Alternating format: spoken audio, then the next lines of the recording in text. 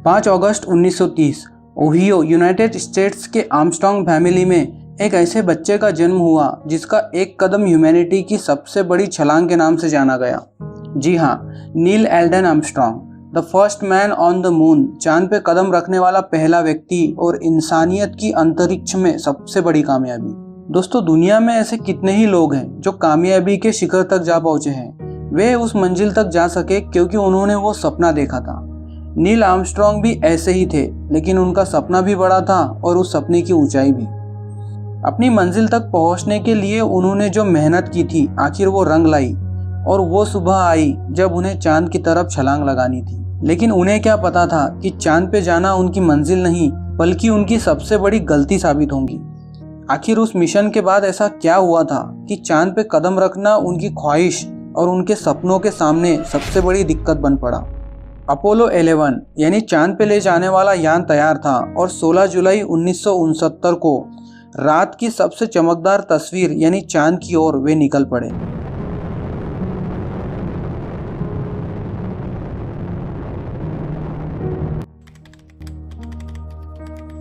उस लॉन्च से लगभग 22 साल पहले नील आर्मस्ट्रांग ने अपनी 16 साल की छोटी सी उम्र में ही स्टूडेंट पायलट लाइसेंस प्राप्त कर लिया था और उसके बाद 1947 में वे एरोनॉटिकल इंजीनियरिंग की पढ़ाई करने लगे।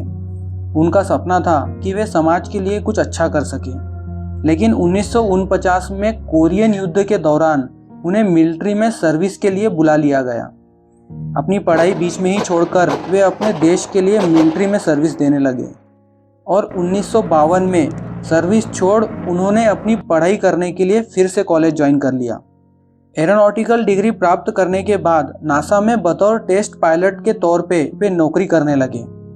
फिर उन्हें नासा के first man on the moon mission यानी चांद पे ले जाने वाला पहला इंसानी मिशन में लूनार मॉड्यूल का पायलट नियुक्त कर लिया गया।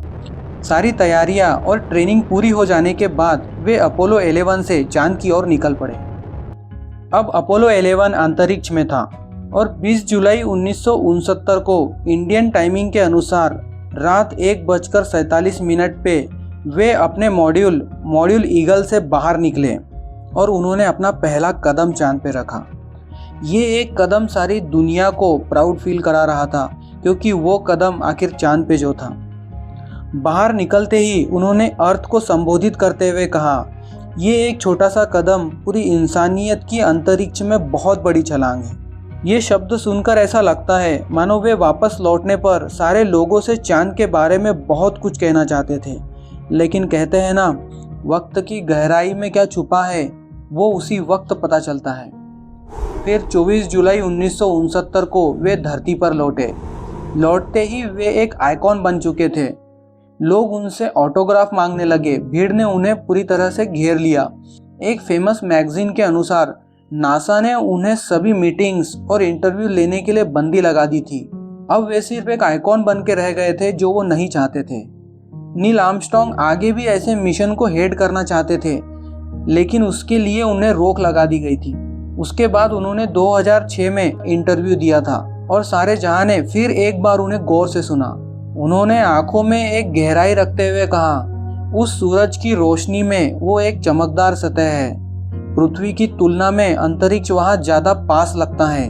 मुझे लगता है वो एक दिलचस्प जगह है। ये कहते हुए उन्होंने एक बार भी चांद का नाम नहीं लिया, जैसे उन्हें चांद से और उस मिशन से नफरत सी हो गई हो।